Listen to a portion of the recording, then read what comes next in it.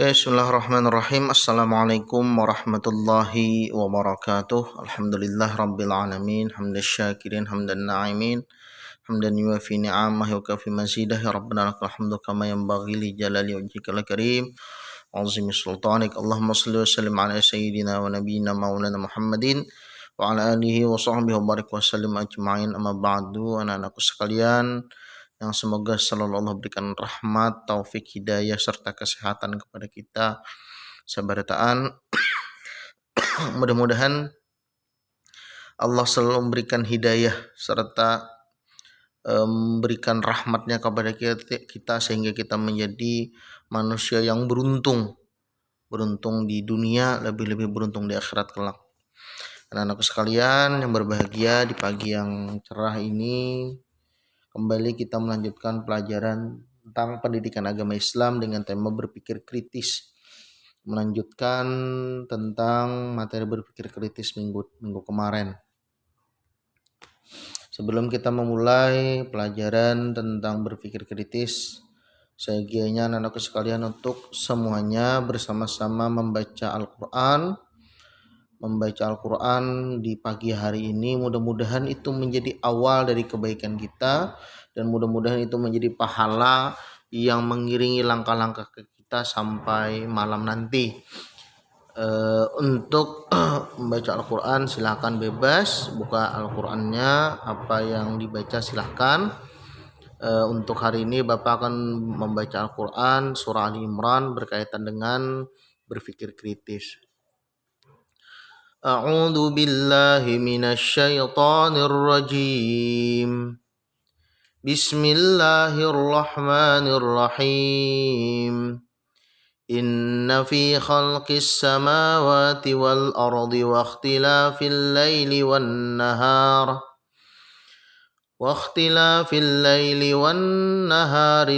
la ayatin li ulil albab.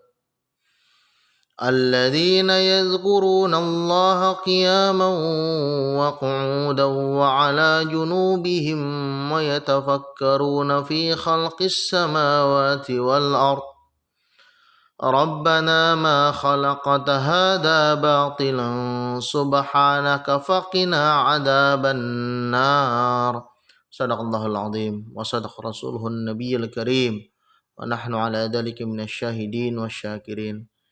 Artinya sesungguhnya dalam penciptaan langit dan bumi dan silih bergantinya malam dan siang terdapat tanda-tanda bagi orang-orang yang berakal, yaitu orang-orang yang mengingat Allah sambil berdiri atau duduk atau dalam keadaan berbaring, dan mereka memikirkan tentang penciptaan langit dan bumi seraya berkata, "Ya Tuhan kami, tiadalah Engkau menciptakan ini dengan sia-sia, Maha suci Engkau, maka peliharalah kami dari siksa neraka."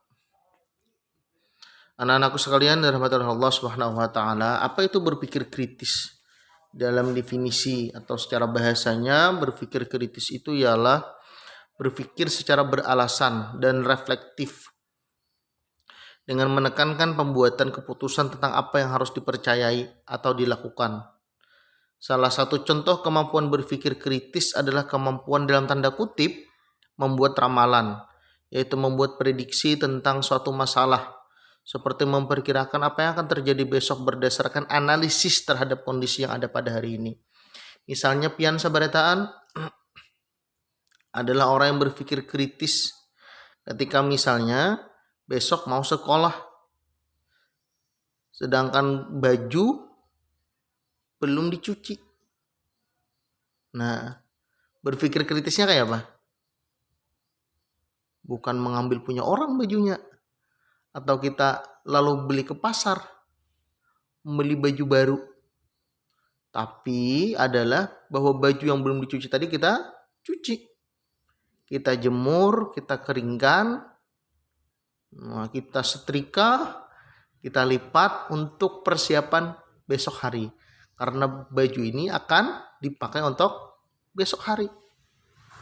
Itu sederhananya seperti itu, berpikir kritis. Atau misalnya bila pian sabarataan mendapatkan nilai di bawah 6 atau di bawah 7 itu akan mengakibatkan tidak naik kelas. Sedangkan besok adalah ujian yang harus dilakukan. Maka yang orang-orang yang tidak berpikir kritis dia akan santai. Ada apa-apa.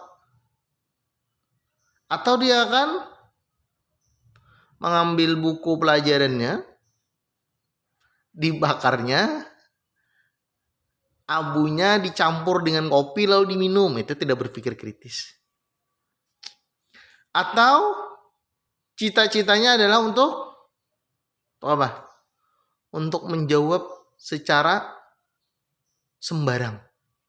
Tidak berpikir kritis. Tapi orang-orang yang berpikir kritis adalah ketika dia memanfaatkan waktu yang tersisa untuk belajar apa yang harus dipelajari yang akan diujikan besok hari. Itu adalah salah satu ciri berpikir kritis. Nah, itu definisi secara bahasa. Lalu bagaimana Islam mengajarkan tentang berpikir kritis? Nah, dalam Islam itu masa depan yang dimaksud bukan sekedar masa depan di dunia, tetapi lebih jauh dari itu, yaitu di akhirat. Orang yang dipandang cerdas oleh Nabi adalah orang yang pikirannya jauh ke masa depan di akhirat. Maksudnya, jika kita sudah tahu bahwa kebaikan dan keburukan akan menentukan nasib kita di akhirat, maka dalam setiap perbuatan kita harus ada pertimbangan akal sehat. Jangan dilakukan perbuatan yang akan menempatkan kita di posisi yang rendah di akhirat. Berpikir sebelum bertindak, itulah moto yang harus menjadi acuan orang cerdas. Jadi, di dalam Islam itu berpikir kritis itu digunakan untuk kemaslahatan kita setelah mati. Misal, ini contoh. Kalau kita tidak punya uang untuk makan atau untuk menafkahi keluarga, kalau kita mencuri, yes, itu memang menghidupi keluarga, bisa menafkahi keluarga. Ya, itu menafkahi keluarga. Kalau kita merampok, korupsi, dan lain sebagainya, itu memang menafkahi keluarga. Keluarga akan hidup dan tidak akan mati kelaparan. Bisa bermewah-mewahan, tetapi di dalam Islam, orang-orang yang mencuri, korupsi, merampok adalah perbuatan-perbuatan yang akan dihisap dan dipertanggungjawabkan dengan pertanggungjawaban yang Masya Allah, itu akan membuat dirinya menyesal jutaan kali lipat dari apa yang telah ia lakukan. Karena itu adalah perbuatan tercela. Yang ganjarannya adalah siksa Allah Subhanahu wa taala sebagaimana yang telah kita bacakan tadi ayatnya di Quran surah Ali Imran ayat 190-an. Yang kita berlindung dari faqina adzaban nar, berlindung dari adabnya api neraka. Yes, itu akan menafkahi keluarga, tetapi akan mencelakakan kita di akhirat kelak. Maka orang-orang yang cerdas, orang-orang yang berpikir kritis di dalam Islam, mereka menghindari kecelakaan di negeri akhirat walau harus menahan lapar. Walau harus bersabar dengan keluarganya, dia tetap mencari rezeki yang Allah berikan secara halal demi untuk menyelamatkan akhiratnya. Kalau kita misalnya dalam keadaan malas berpuasa, puasa perintah Allah, puasa Ramadan. Nah, yes, itu akan membuat tubuh kita merasa tidak lapar, tidak dahaga. Tapi akan membuat kita menderita nanti di akhirat karena kita melanggar ketentuan dan perintah Allah. Maka orang yang cerdas adalah mereka rela untuk menahan lapar dan haus dahaga serta tubuhnya yang lemah demi untuk mendapatkan kebahagiaan dan kenikmatan di negeri akhirat. Itu amal. Dan yang lebih utama lagi adalah penyelamatan tentang akidah. Nah, akidah. Pelajari akidah betul-betul. Karena akidah ini menentukan bila akidah kita benar, sesuai dengan perintah Allah, sesuai dengan perintah Rasul, maka maka kita minimal tidak akan kekal di neraka. Dan potensi masuk surga itu hampir 100%. Tapi kalau akidah kita salah, kita melakukan perbuatan syirik, menyembah berhala, menyembah pohon, atau menyembah kuburan, berdoa kepada selain Allah, membiarkan kesyirikan-kesyirikan, lebih mencintai orang, atau lebih mencintai harta daripada mencintai Allah dan Rasulnya, lebih mencintai keluarga daripada mencintai Allah dan Rasulnya, maka potensi masuk neraka kekal itu tinggi. Maka selamatkan akidah kita. Belajar akidah secara sungguh-sungguh agar kita terhindar dari perbuatan yang Allah tidak sukai, sehingga menyelamatkan kita dari kekalnya di neraka. Anak-anakku sekalian dirahmati oleh Allah Subhanahu wa taala, penting sekali untuk kaum muslimin dan muslimat untuk berpikir kritis menyelamatkan kehidupannya di negeri akhirat. Bukan berarti bahwa Islam itu meniadakan di dunia, tidak. Islam mengharapkan umatnya, manusianya itu sukses di dunia dan sukses di akhirat. Bahagia di dunia dan bahagia di akhirat. Tapi kalaupun misalnya salah satu yang harus dikalahkan, maka kalahkanlah dunia, utamakanlah akhirat. Kalau misalnya kita bisa kaya dengan akidah yang salim, yang selamat, kenapa tidak? Lakukan. Kalau misalnya kita menyembah Allah, itu akan membuat hidup kita lebih berkah, lakukan. Tapi kalau misalnya bagi orang yang menyembah Allah di satu negeri akan dihukum dengan hukuman yang Masya Allah berat, maka dia tetap wajib menyembah Allah sesuai dengan kemampuannya, dengan menyelamatkan akhiratnya walaupun dunia dalam keadaan tertatih-tatih. Nah, itu kira-kira gambarnya anak-anak sekalian.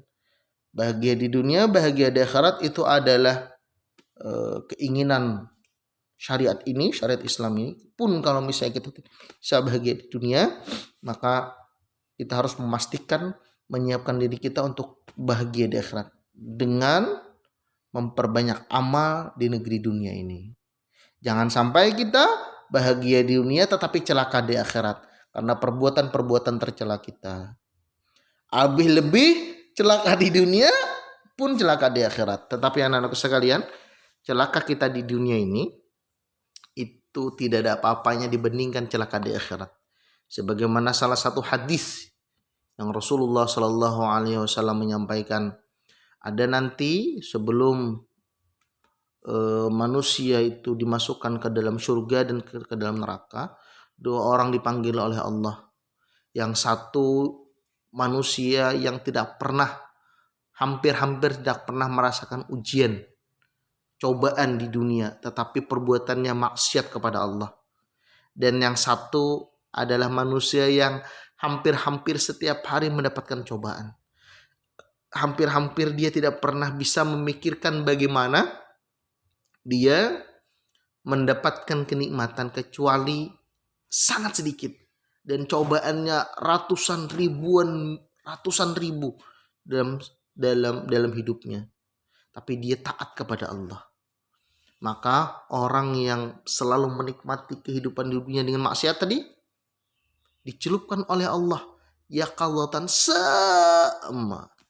sebentar, sedetik dicelupkan oleh neraka, langsung diangkat.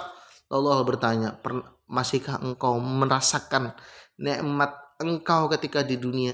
Apa jawabannya? Ya Allah. Bahkan setetes rasa kenikmatan di dunia itu tidak ada. Tidak ada, saya ingat. Rasakan. Nyamannya di dunia kan ada. Maka jawab Allah, sesungguhnya yang kuletakkan engkau dari sekedetik itu adalah tempatmu untuk selama-lamanya. Dan itu membuat orang-orang yang berdosa bergetar hatinya di negeri akhirat kelak. Sedangkan orang yang beriman tadi kepada Allah dengan ujian yang maha berat, sangat berat. Tangan potong, kaki diamputasi, penyakit jantung, kena paru-paru, ginjal hilang sebelah. Misalnya nih diuji oleh Allah, mata buta, dan lain sebagainya. Qadar Allah, dia masuk surga. Lalu Allah celupkan sedetik di surga. Ditanya oleh Allah setelah dia diangkat secara sedetik tadi di surga. Ditanya oleh Allah, apakah engkau ingat penderitaanmu di dunia? Apa jawabannya? Ya Allah, bahkan saya lupa bagaimana rasanya sakit di dunia itu. Ini menandakan betapa nikmatnya surganya Allah Subhanahu wa ta'ala. Maka Allah jawab, dan itu adalah tempat tinggal engkau untuk selamanya. Maka ini harus menjadi renungan bagi kita sabarataan. Untuk kita berpikir mementingkan negeri akhirat daripada dunia. Bukan berarti melupakan dunia, tidak. Kita tetap berusaha untuk sukses di dunia dan sukses di akhirat. Tapi kalaupun pilihannya adalah harus menderita di dunia, maka jangan sampai di akhirat kita juga menderita. Anak-anak sekalian yang dirahmati Allah Subhanahu wa taala, jadilah anak yang saleh, anak yang salehah. Yang mudah-mudahan itu menjadi amal bagi kebaikan kita, dan mudah-mudahan itu menjadi pahala bagi orang-orang tua kita atas kesalehan yang kita lakukan. Rasulullah Shallallahu Alaihi Wasallam bersabda dari Abu Ya'la Shaddad bin Aus radhiyallahu an, Nabi Sallallahu Alaihi Wasallam bersabda, orang yang cerdas ialah orang yang mampu mengintrospeksi dirinya dan suka beramal untuk kehidupannya setelah mati. Sedangkan orang yang lemah ialah orang yang selalu mengikuti hawa nafsunya dan berharap kepada Allah dengan harapan kosong. Hadis riwayat At-Tirmidzi, dan beliau berkata hadis ini adalah hasan. Nah, sebagai gambaran dari hadis ini adalah maka kita penting untuk mengintrospeksi diri kita setiap malamnya. Apakah siang tadi kita sudah melakukan kebaikan untuk negeri akhirat kita, atau kita sama sekali tidak melakukan kebaikan. Sebagaimana Umar radhiyallahu an itu setiap malamnya dia mengintrospeksi dirinya. Apakah setiap hari ini dia sudah melakukan kebaikan? Apakah hari ini dia pernah menzalimi orang? Apakah hari ini dia telah menyia-nyiakan waktunya? Sehingga atas introspeksi diri yang dilakukan oleh Umar radhiyallahu an itu mempunyai tanda dari mata ke pipinya ini, tanda seperti aliran sungai, karena terlalu seringnya baka, seringnya menangis, sampai membuat aliran di matanya ini, dari mata ke pipinya ini. Mudah-mudahan kita bisa mengintrospeksi diri kita melalui hadis yang sudah disampaikan oleh Rasul, sehingga kita menjadi orang yang cerdas di mata Islam. Adapun manfaat berpikir kritis, tentu anak-anakku sekalian sudah tahu bahwa berpikir kritis, berpikir secara rasional itu memberikan manfaat yang besar bagi kita, baik itu di dunia maupun di akhirat. Misalnya, satu, dapat menangkap makna dan hikmah di balik semua ciptaan Allah Subhanahu wa taala. Yang dua, dapat memaksimalkan pemanfaatan alam untuk kepentingan umat manusia. Tiga, dapat mengambil inspirasi dari semua ciptaan Allah dalam mengembangkan ipteks. Yang keempat, menemukan jawaban dari misteri penciptaan alam. Yang kelima, mengantisipasi terjadinya bahaya dengan memahami gejala dan fenomena alam. Yang keenam, semakin bersyukur kepada Allah atas anugerah akal dan fasilitas lain, baik yang berada di dalam tubuh kita maupun yang ada di alam semesta. 7, semakin bertambah keyakinan tentang adanya hari pembalasan.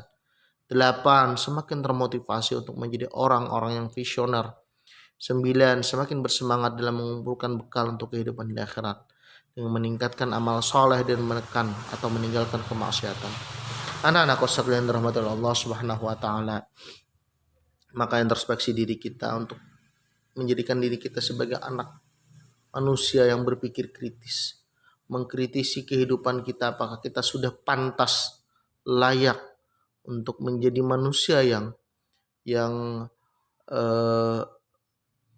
sebaik-baik umat, sebagaimana Allah Subhanahu wa taala menyatakan di dalam ayatnya bahwa kita adalah sebaik-baik umat ukhrijat linnas, yang dikeluarkan dari bumi ini sebagai umat terbaik. Ta'murunan nasa bil ma'ruf wa tanhauna 'anil munkar, yaitu orang yang menyeru kepada kebaikan dan menyeru untuk melakukan perbuatan maksiat. Anak-anakku sekalian, jadikanlah ini renungan agar kita menjadi lebih baik dan lebih soleh lagi. Dan silahkan kerjakan untuk hari ini adalah kegiatan evaluasi pembelajaran di halaman 15 di buku LKS. Dan bagi anak-anak yang belum mengambil buku LKS, silahkan diambil di meja Bapak. Dan silahkan nanti kerjakan di buku LKS halaman 15 soal pilihan ganda. Ada 10 soal dan dikumpul minggu depan. Demikian. Hadanallahu wa iyyakum ajma'in. Wassalamualaikum warahmatullahi wabarakatuh.